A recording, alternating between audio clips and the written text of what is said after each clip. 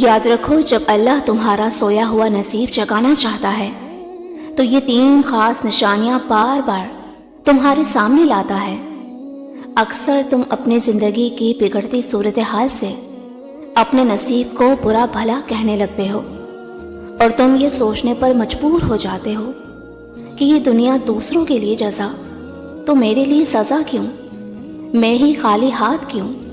اور پھر یہ بے بسی تمہیں بالکل نا امید کر دیتی ہے۔ تو سنو، تمہارا رب خود تم سے مخاطب ہے، اور اللہ ہی تمہارا پہلا سہارا تھا اور اللہ ہی تمہارا آخری سہارا ہے۔ اور تم کتنے ہی گناہ گار اور نافرمان کیوں نہ ہو جاؤ، تم جب اسے پکارو گے وہ تمہیں جواب دے گا۔ تم پلٹ کر آنے میں دیر کرتے ہو، مگر وہ دیر نہیں کرتا، وہ بس تھام لیتا ہے۔ اور وہ وقت دور نہیں کہ جب تمہارا رب تمہیں اتنا دے گا کہ تم راضی ہو جاؤ گے۔ یاد رکھو، تم اپنی نیت، اپنے انٹینشنز جس راہ کے لیے خالص کرو گے، اللہ وہی راہ تمہارے لیے ہموار کر دے گا۔ اگر آج تم اپنا نصیب بدلنا چاہتے ہو نا، تو تم اللہ کو ایٹریبیوٹ کرتے چلے جاؤ کہ مجھے ہر چیز اللہ نے دی، مجھے وہ چیز بھی اللہ نے دی تھی، مجھے کل بھی اللہ نے کامیاب کیا تھا۔ یعنی جب انسان بار بار اپنے دل کو یہ میسج دینے لگے کہ اللہ نے میری ہیلپ کی، اللہ نے میرے لیے وسائل کریٹ کیے، تو اللہ تعالیٰ اس کے نصیب میں ان دروازوں کو بھی کھول دیتا ہے جو اس نے کبھی گمان بھی نہ کیے ہوں۔ اللہ تعالیٰ خود تم سے فرماتا ہے، اے نبی صلی اللہ علیہ وسلم، ان سے کہو کہ فضل و شرف اللہ ہی کے اختیار میں ہے، جس سے چاہے عطا کرے، وہ وسیع نظر ہے اور سب کچھ جانتا ہے، اور وہ اپنی رحمت کے لیے جس کو چاہتا ہے مخصوص کر لیتا ہے۔ جانتے ہو، جب اللہ تمہارا نصیب بدلنے کا ارادہ کرتا ہے تو اس کی ایک خاص نشانی یہ بھی ہے کہ وہ اس سے اپنی طرف متوجہ کرتا ہے، اور خاص طور پر جب تم دعا کرتے ہو، کیونکہ جب تمہاری دعا فیصلہ کن مراحل میں داخل ہونا شروع ہوتی ہے تو تمہارے نصیب کو بدل کر رکھ دیتی ہے۔ تمہاری ایک دعا تمہیں کہاں سے کہاں لے جا سکتی ہے۔ اگر تمہیں اس بات کا ذرا سا بھی اندازہ ہو جائے تو تم اپنی کوئی بھی سانس دعا سے خالی جانے نہ دو۔ تمہارا یہ انتظار ہی تو اللہ کو سب سے زیادہ محبوب ہے کہ تم اس کی خاطر اور کتنا صبر کر سکتے ہو۔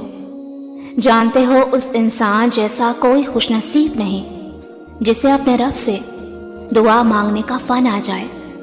اللہ تم سے فرماتا ہے، بھلا کون ہے جو بے قرار کی دعا قبول کرتا ہے، اور کون اس کی تکلیف کو دور کر دیتا ہے، اور بھلا کون ہے جو ہواؤں کو اپنی رحمت کے آگے خوشخبری بنا کر بھیجتا ہے۔ یہ سب اللہ ہی کرتا ہے۔ مشرق اور مغرب کا پروردگار، جس کے سوا کوئی معبود نہیں، تو اسی کو اپنا کارساز بنا لے۔ تو اگر آج تم اپنے نصیب سے پریشان ہو کر ان چیزوں کا افسوس کر رہے ہو جو تمہارے ہاتھوں سے نکل گئی ہوں یا تم سے چھن گئی ہوں، تو سنو، نبی کریم صلی اللہ علیہ وسلم نے فرمایا کہ اللہ تعالیٰ نے ہر جان کو پیدا فرمایا اور 4 چیزیں رب کریم نے لکھ دی اس کے لیے۔ اس کا رزق کتنا ہے، زندگی کتنی ہے، عمر کتنی ہے، اس کا جوڑ کہاں ہے، اور جو اس کی حکمت اور تقاضوں کے تحت اس پر مشکلات آئیں گی، وہ تمہاری ہی گناہوں کی معافی کا ذریعہ بنیں گی، اور جو نیک ہو اس کی درجات کی بلندی کا ذریعہ بنیں گی۔ یاد رکھو، زندگی کی ہر دیری میں خیر کا پہلو ضرور پوشیدہ ہوتا ہے۔ مولانا رومی کیا خوب فرماتے ہیں کہ تم نہیں جانتے کہ ہو سکتا ہے اللہ اس کے بعد کوئی راہ نکالنے ہی والا ہو اور تمام فکر و دکھ مٹ جائیں، اس حزن کا ازالہ ہو جائے اور تمہارا معاملہ آسان ہو جائے اور دور کو وہ نزدیک کر دے۔ وہ قادر مطلق ہے، جب چاہے تمہاری بگڑی سنوار سکتا ہے۔ تو رکے بغیر اپنا سفر جاری رکھو، کیونکہ جب منزل ملتی ہے تو مشقتیں اور تھکان راحت و آرام میں بدل کر تمہیں عظمت کی بلندیوں تک لے جاتی ہیں۔ مطمئن ہو جاؤ، رحمان بہت جلد تمہاری قسمت کے ستارے کو آسمان پر روشن کرنے ہی والا ہے۔ ان قریب وہ تمہارے سوئے ہوئے نصیب کو جگا کر تمہارے دل میں چھپی ہر خواہش کو پورا کر کے تمہارا نصیب بدلنے والا ہے انشاءاللہ۔ میری دل سے دعا ہے کہ اللہ آپ سب کو شاد و آباد رکھے، آمین۔